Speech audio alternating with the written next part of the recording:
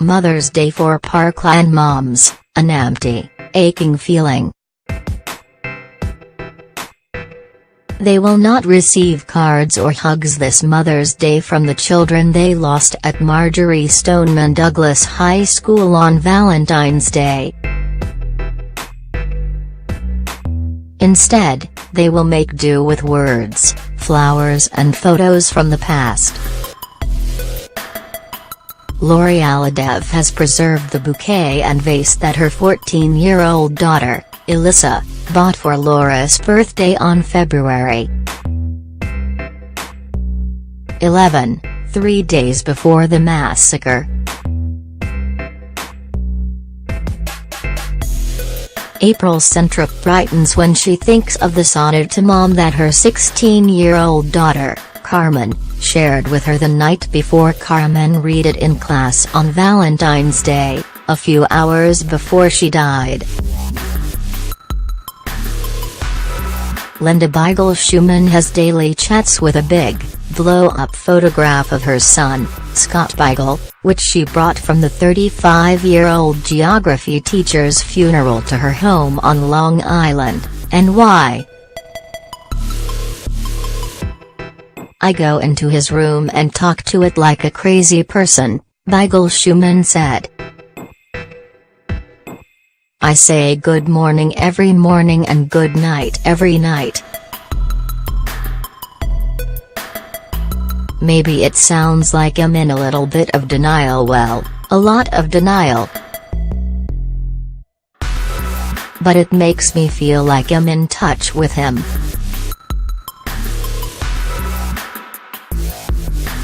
Some mothers of the 14 slain students and 3 educators killed at the Parkland, Florida, school have become visible and active in the 3 months since the shooting, while others have stayed silent with their grief.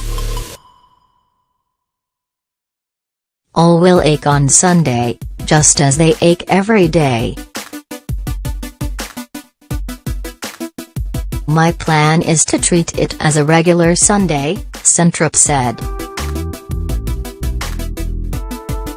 "We'll go to church in the morning, then have lunch.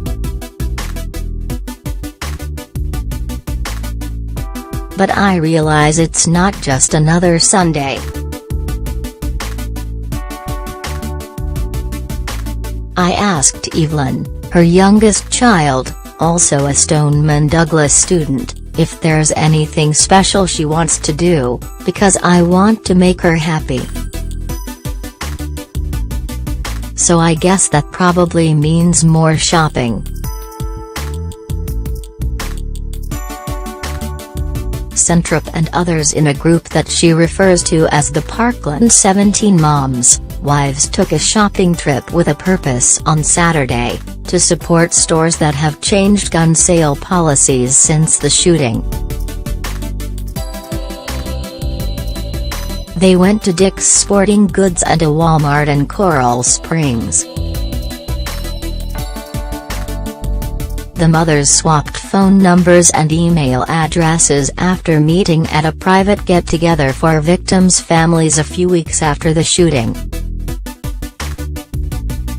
From that, Centrup said, an online group chat room and daily text exchanges between victims' mothers and wives have taken root.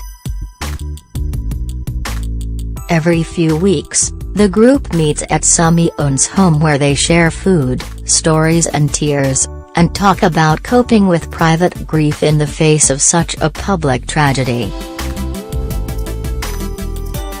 On Thursday, 6 mothers and Debbie Hickson, the widow of slain Stoneman Douglas athletic director Chris Hickson, met at Centrup's Parkland home to go over the details of Saturday's chop-in. "Everyone is invited and kept informed, but not everyone participates," Centrup said. She said roughly a dozen women have been involved with the group. "They've been wonderful.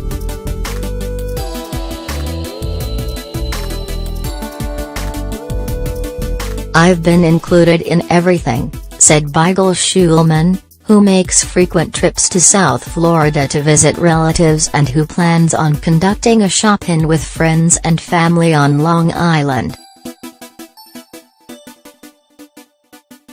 It's almost like I'm 2 layers removed, because my son was a teacher and their kids were kids, and because I live so far away. But I consider myself part of the Parkland family. The Parkland mothers' calendars are crowded with events, ceremonies and fundraisers to honor their children's memories, a way to keep busy and fill the void in their hearts. Lori Aladev has launched a non-profit called Make Schools Safe. On Friday, she held a fundraiser at the Parkland Tennis Center. Later in the day, Aladev flew to New Jersey, where Alyssa grew up. The family moved to Parkland in 2014, and where Aladev still has family. On Saturday, they plan to hold the first Alyssa Aladev Pear Blossom Festival, a spring celebration and fundraiser in their former town of Woodcliff Lake, NJ. Earlier this month, on what would have been Alyssa's 15th birthday, the family had a gravestone unveiling followed by a gathering at the Deerfield Beach Pier, where Alyssa loved to swim and hang out with friends. "Nothing can erase the grief," Aladev wrote by email last week. "But being around family, friends and people that love me does help to ease the grief." The Moms and Wives group shopped together Saturday at Dick's Sporting Goods in Coral Springs before going individually to a Walmart superstore near Stoneman Douglas High, the same Walmart where the confessed shooter stopped for a snack after the massacre. Dick's and Walmart raised the minimum age for gun purchases to 21 and also stopped selling certain weapons and ammunition. Centrop read a statement outside Dick's on Saturday, and Hickson and Jenna Hoyer, the mother of slain student Luke Hoyer, answered questions.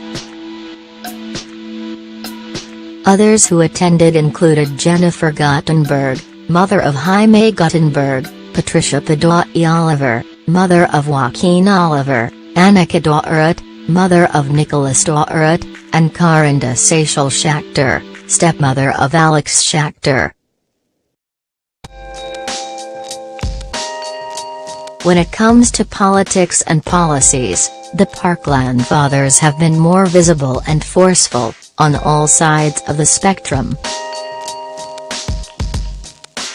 Fred Guttenberg, who lost his daughter Jaime, and Manuel Oliver, who lost his son Joaquin, have been forcefully advocating gun control and political change. Andrew Pollock, who lost his daughter Meadow, met President Trump and has been advocating for better school security and arming teachers. But the names and views of many mothers aren't as well known. "Some moms are just not there yet," Centrop said. As Mother's Day approached, Centrop and Beigel Schulman find solace in memories, and in the words left by their children. Beigel Schulman has a box filled with every card and letters Scott wrote to her since he first went to sleepaway camp at age 7. Send a Mother's Day card, usually on time, from South Florida to her home every year. "My rule was to have to write something on his own in every card," she said.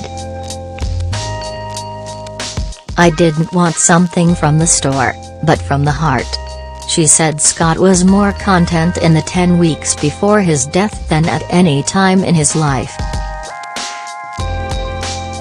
"I'm choosing to celebrate him and the 35 years we had together instead of mourning him," Vigil Schumann said. Mayo writes for the South Florida Sun-Sentinel. Let it go.